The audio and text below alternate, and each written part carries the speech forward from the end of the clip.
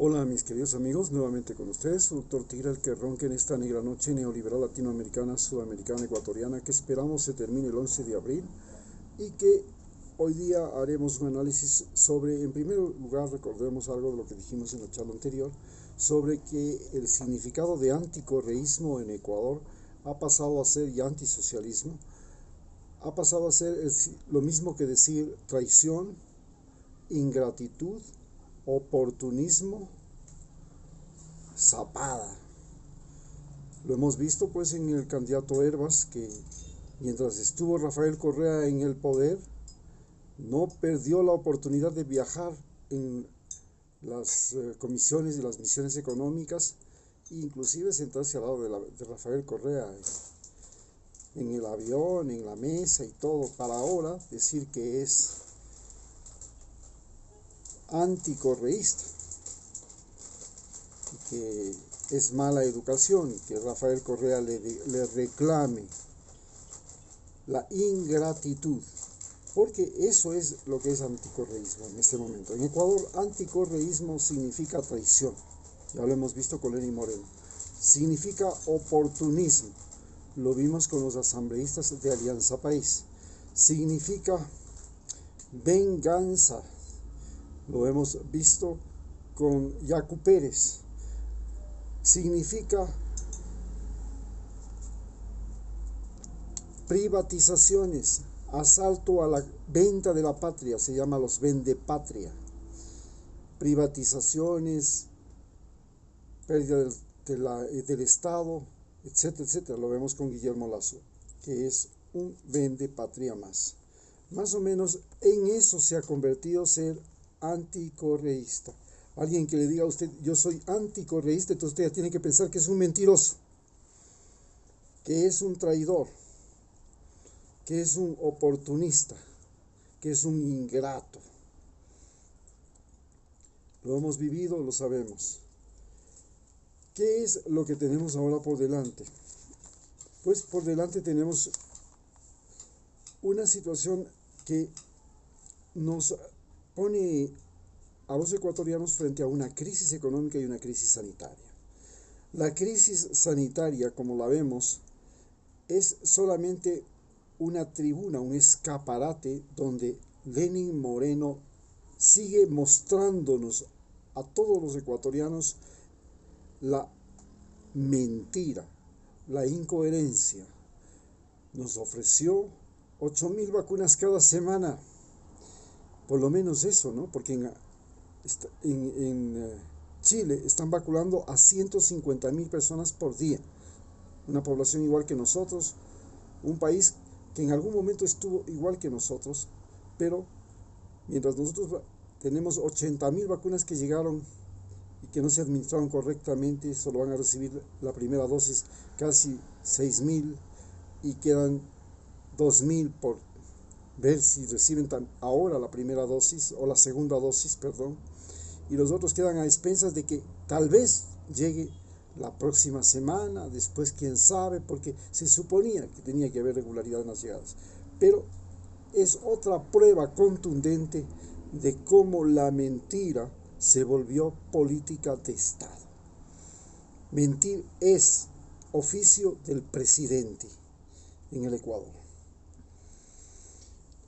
Con esta situación nos vemos ante una realidad. Tenemos además de este problema de la vacunación que no ha podido ser enfrentado como debe ser. Inclusive no se le permite la vacuna a Rusia, que no podemos comprar una vacuna mucho más barata, la vacuna rusa, que vale menos de $10, que no necesita un sistema de congelación que va entre 60 y 40 grados bajo cero, que es muy difícil una red de frío así. Si no esa red de frío falla en cualquier parte, pues tenemos el problema.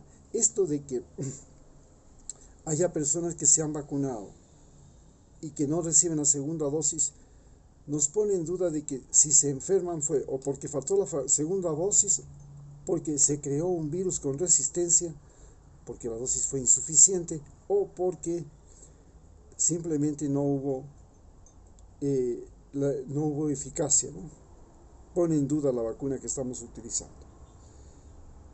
Bien, para entender lo que estamos pasando por Ecuador tenemos que entender cuáles son la situación económica que estamos enfrentando. Tenemos ahora el problema de la divisa, el dólar. El dólar es generado fundamentalmente por las exportaciones y por el turismo, pero también por la inversión extranjera. Una tercera fuente de ingreso de dólares en el Ecuador son los préstamos internacionales como los del FMI, Fondo Monetario Internacional, Banco Mundial, etc. Nosotros, ¿qué es lo que podemos exportar? ¿Qué es lo que podemos utilizar para ganar y tener dólares y de esa manera sostener lo que se llama la dolarización? Hemos sido productores de productos básicamente de exportación, que son los productos biológicos. Esto quiere decir plantas como bananas, tenemos productos agrícolas, productos pesqueros como el camarón, el pescado, tenemos las flores, tenemos el café, el cacao, que han sido productos de exportación tradicionales de Ecuador. Tenemos ahora también la exportación petrolera. Eso representa el 40% de la exportación de Ecuador.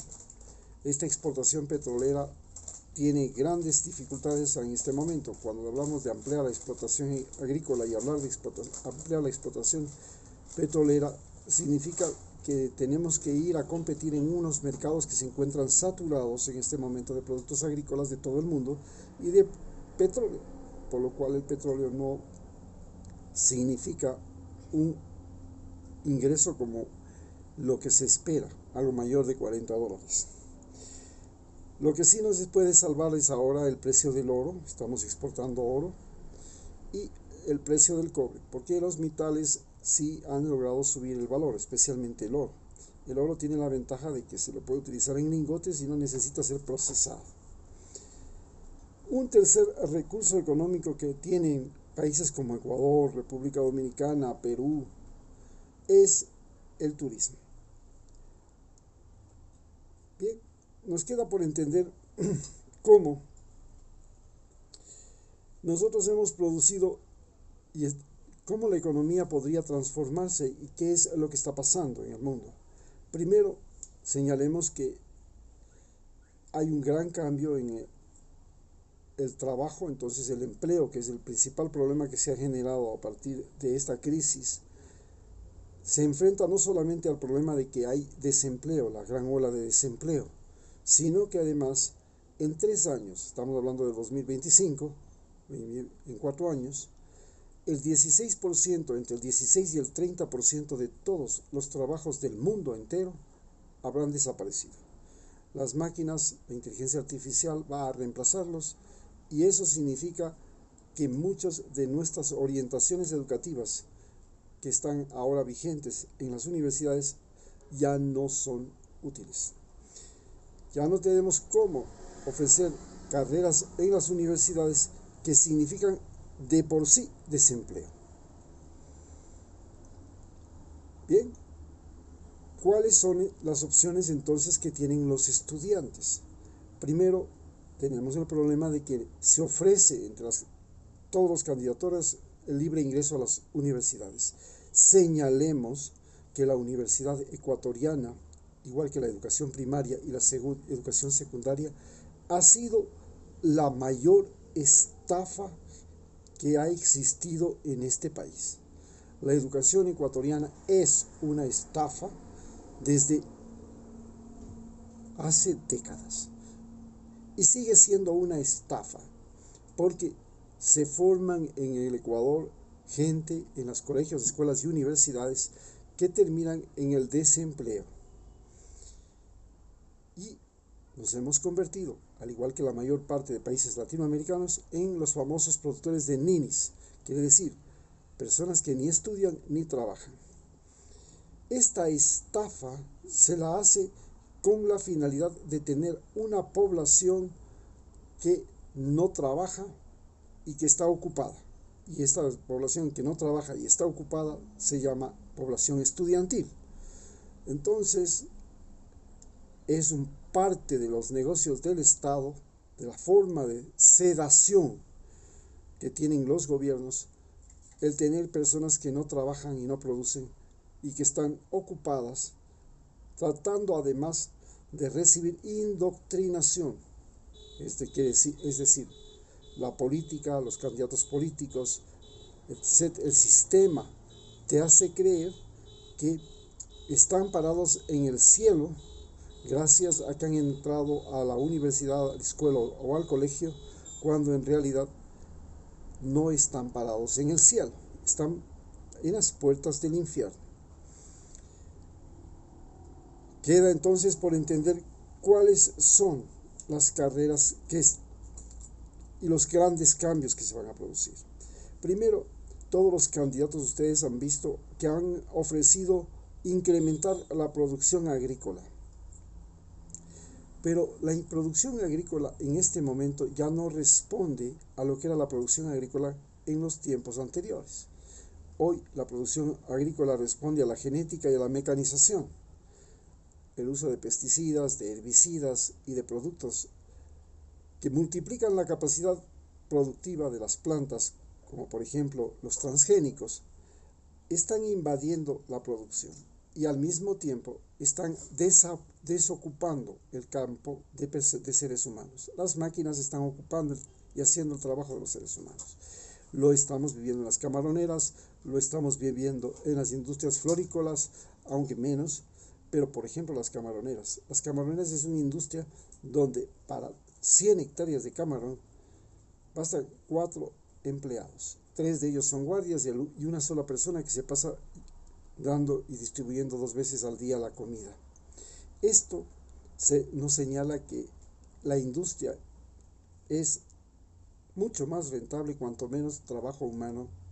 La industria agrícola, la agricultura, por ejemplo, la producción de palma africana y todas las demás, es mucho más rentable cuanto menos trabajo humano requiere.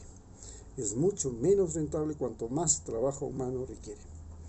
Y por supuesto, las máquinas lo están haciendo todo. Tenemos entonces que ahora las plantaciones, inclusive las plantaciones como las floricultoras, el brócoli, que es el candidato a herbas, el ingrato, se basan fundamentalmente en tecnología. Tienen el goteo, tienen la hidroponía, que son sistemas computarizados que proveen de agua y nutrientes a las plantas y que solo requieren personal que vigile el funcionamiento de la máquina. Tenemos sistemas verticales de cultivo, ya no sistemas horizontales. Eso quiere decir edificios donde se cultivan, que ya se están desarrollando en Japón, que permiten un mejor aprovechamiento del agua, de la iluminación, crean ambientes estériles, donde no entran parásitos, donde no hay necesidad de utilizar pesticidas, de utilizar fungicidas, y donde se puede regular muy detalladamente cada nutriente que entra y absorbe la raíz. Este cambio en agricultura es algo que se vuelve imprescindible en Ecuador, pero nosotros no podemos seguir siendo productores de productos de materias primas, como por ejemplo producir cacao para que se haga chocolate. Tenemos que ya producir chocolate con marca y ecuatoriano. Es decir, si vamos a exportar, tenemos que exportar marca. Tenemos que exportar como se hace con las flores, ¿ok? Es un producto de consumo y cada plantación de flores exporta su marca, que tiene la particularidad propia de cada plantación. Lo mismo debe hacerse con el chocolate, con el café. No se puede hacer eso con el oro, pero sí se puede hacer con el cobre, donde se puede exportar bobinas ecuatorianas de cobre, alambre de cobre y otros materiales que se puedan hacer con el cobre, porque somos productores de cobre. Si somos productores de titanio, como lo que se produce en la planta, en la costa ecuatoriana, esas arenas negras, no podemos exportar la arena. Tenemos que exportar ya el titanio, y ni siquiera solo como titanio, sino como instrumental médico, porque la mayor parte del instrumental médico, de las prótesis que se hacen, son hechas a base de titanio. Si tenemos que exportar litio, como existe la posibilidad, tendríamos que exportar baterías de litio, no el litio en sí. Este es lo que se llama producción con valor agregado y una exportación con tecnología. La explotación minera y la explotación petrolera, por supuesto, requieren muy poca mano de obra en la actualidad cuando es realizada por empresas transnacionales explotadoras de minas. Ustedes imagínense que una producción petrolera, por ejemplo, es una torre que perfora, necesita 4 o 5 personas que la cuiden como mucho y produce, digamos que 3.000, 4.000 barriles al día. Y eso significa que es altamente rentable. Apenas con 4 personas se puede producir, estamos hablando de 160.000, 200.000 dólares cada día. Por eso es altamente rentable el petróleo. No lo hacemos nosotros muy bien. Tenemos una compañía ecuatoriana de petróleos, la Petroecuador, y lo hacen muy bien compañías extranjeras. Pero hay una industria que sí nos permite salir y sacar adelante al Ecuador. Esta industria es la industria turística. Pero la industria turística, como está enfocada hasta ahora, ha sido la industria turística solamente de el entretenimiento y del descanso, de la diversión. Entonces está muy vinculada al narcoturismo, está muy vinculada al turismo sexual y también tenemos desarrollado ya el ecoturismo y estamos empezando a desarrollar nuevas formas de turismo, como por ejemplo el turismo cultural, que es el turismo que la gente viene acá primero para entender y relacionarse con culturas ancestrales precolombinas, que las tenemos en el Ecuador, pero además, por ejemplo, para aprender español. Tenemos el turismo de salud. El turismo de salud es muy importante y se viene porque los climas están cambiando en los países desarrollados y el clima se ha convertido en un enorme factor de enfermedad, causante de muchos trastornos físicos, y en sí las mismas ciudades y la misma movilidad que existe dentro de estas ciudades, la forma de relación social hace que las personas en esas ciudades sean propensas a numerosas enfermedades, y esas se pueden resolver cambiando de un ambiente geográfico a otro y de un ambiente social a otro. Entonces el turismo de salud hace muy posible. Tenemos, por ejemplo, el turismo dental, muy caro arreglarse los dientes en esos países. Turismo de cirugía estética, muy caro arreglarse la fachada, la nariz. Tenemos, pero además, turismos psicológicos, el tratamientos como para problemas psiquiátricos, psicológicos, que se le puede resolver con medicina tradicional indígena. Básicamente tenemos también el turismo deportivo y tenemos el turismo educativo también. La gente viaja para hacer cursillos, para hacer posgrados, para hacer bachilleres, estudios, investigaciones. Este turismo inteligente ya lo hemos desarrollado en Ecuador. A la vanguardia de todo esto está Galápagos. En Galápagos llegan, ya existen universidades extranjeras que tienen una base en Galápagos y que traen estudiantes para estudiar ambiente, biología en Galápagos. Lo mismo se puede hacer en los numerosos parques nacionales que comprenden el 30% del territorio nacional. Esto tiene la ventaja de que el turista que llega no solamente que trae el dinero, sino que puede aportar con su trabajo como voluntario, con su trabajo como investigador, con su trabajo como colaborador en campañas de salud, campañas de prevención de enfermedades, de reforestación, de protección de especies. Entonces, este turismo inteligente que llamamos es, a no dudarlo, el gran recurso económico del Ecuador. Vale señalar que es, además, el origen de lo que se llama la economía de protección, porque tenemos tres economías.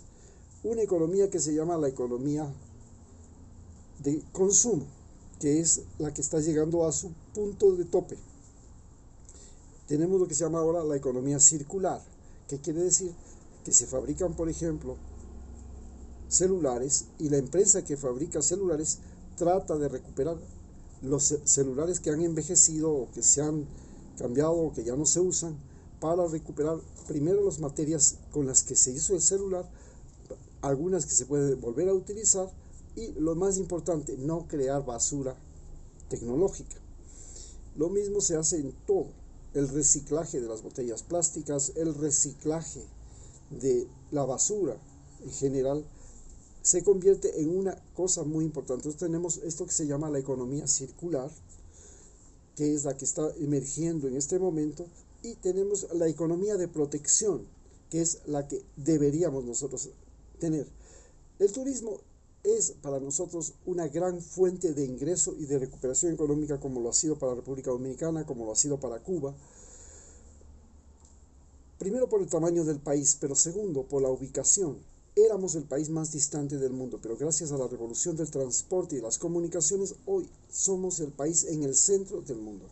Y además, nuestra biodiversidad, nuestra diversidad geográfica, nuestra diversidad cultural, nuestra diversidad humana, hace que seamos un lugar atractivo donde se puede convertir en un gran ingreso económico del país la protección, la economía de proteger animales, la economía de proteger el agua, la economía de proteger la selva, la montaña, el río, las culturas ancestrales. Esta economía de protección es la que se viene y la que puede aprovechar mejor Ecuador. Muchas gracias.